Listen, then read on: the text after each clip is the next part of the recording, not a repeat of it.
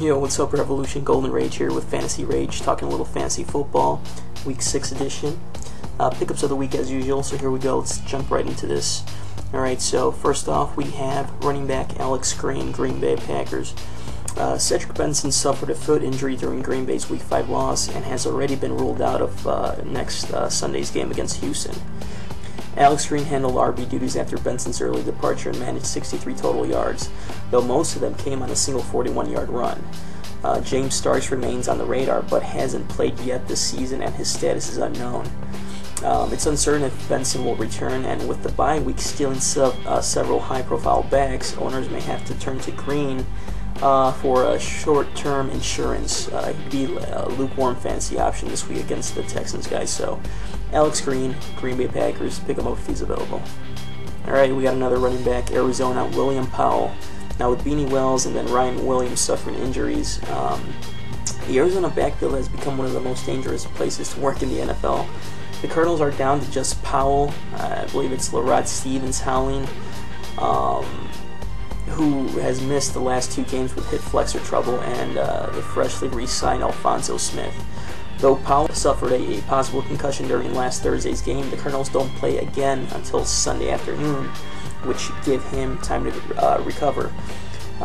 So expect him to handle first share duties until Wells recovers, obviously. But Stevens-Howling will be the third down back once he's healthy.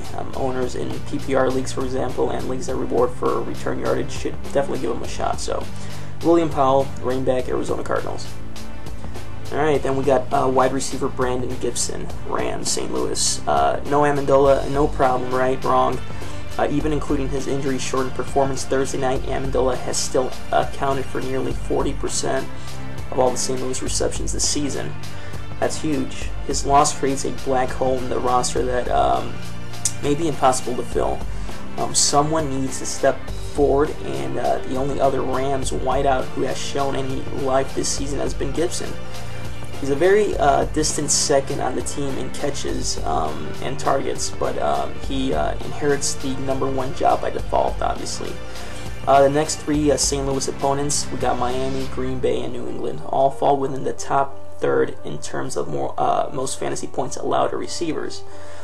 So Gibson's forthcoming usage boost could pay dividends for owners who scoop him up. So wide receiver Brandon Gibson, guys, by default, obviously. Pick him up if he's available. Alright, last but not least, Robert Meacham, San Diego. Now, there's nothing more gratifying for a pro athlete than scorching your former team, and Meacham did just that on Sunday, exploiting weak Saints secondary for 2 touchdowns, I believe it was. These occasional big games were Meacham's calling card in New Orleans, where he was plagued by inconsistency, although not to the degree he has struggled this season. Prior to Sunday's breakout, though, Meacham had twice been held catchless. He remains a risky pickup, but owners now have reason to hope he's finding his stride with the new team. So, last but not least, Robert Meacham, guys, San Diego, pick him up if he's available.